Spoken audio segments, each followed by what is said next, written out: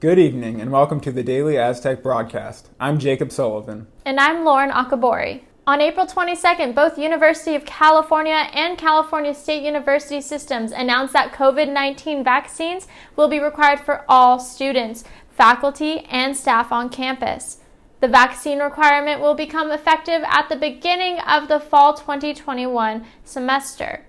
For more vaccine updates, check out the Daily Aztec website. On April 20th, former Minneapolis police officer Chauvin was found guilty on all three charges in the murder of George Floyd. Chauvin was charged with second-degree unintentional murder, third-degree murder, and second-degree manslaughter. The verdict comes nearly a year after George Floyd's murder on May 25, 2020. Chauvin's sentencing will be decided in the following weeks. On Tuesday evening, two groups marched through downtown in celebration of the verdict. Speakers there acknowledged the steps toward progress, but said their work is far from over. That was the second night of gatherings in San Diego this week.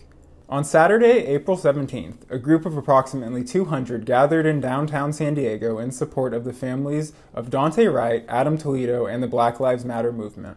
With the anniversary of the Armenian Genocide today, many are hoping President Biden will have fulfilled a campaign promise made to them, recognizing the 1915 systematic killing of Armenians, Greeks, and other Christians as a genocide. The anniversary is remembered today on April 24th because in 1915, that is when the Ottoman government arrested and murdered Armenian intellectuals in Istanbul.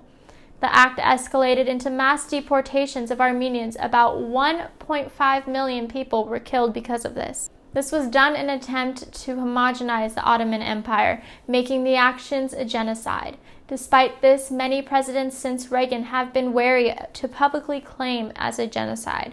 Biden has the chance to change that. San Diego State University confirmed that the study abroad program will be suspended through summer terms. The study abroad graduation requirements will continue to be waived until further notice. An expiration date has not been set for the waiver. San Diego State students are hoping for a continuation of the waiver until more people receive the COVID-19 vaccine worldwide. The university has offered virtual classes and academic programs to emphasize global learning during the pandemic. The university stated they will continue to support students who pursue study abroad opportunities during this time. Now on to sports. Classes are quickly approaching their final weeks this spring semester, but for some SDSU sports programs, their seasons are hardly halfway done.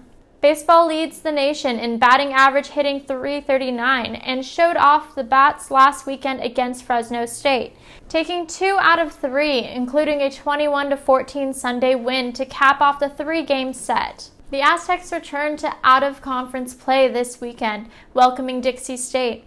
Entering the series, the Aztecs are first in the Mountain West Conference standings with a 4-game lead over second-place UNLV. Softball has been on a roll as of late, taking a weekend series at home over San Jose State. After losing the first game 1-0, the Scarlet and Black responded with a 1-0 victory of their own, followed up by a 14-3 Sunday win over the Spartans. Despite the team's 20-12 record, the Aztecs are in the middle of the pack in conference standings with a 5-7 record against Mountain West opponents. They now look ahead to taking on Utah State and Logan this weekend. The NFL draft is next week, and a few SDSU student athletes have entered their name into the ring.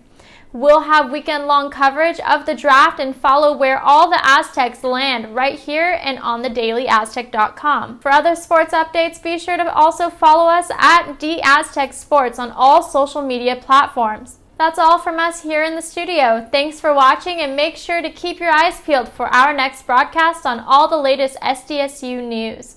And for the Daily Aztec, I'm Lauren Akabori. And I'm Jacob Sullivan. Have a good night.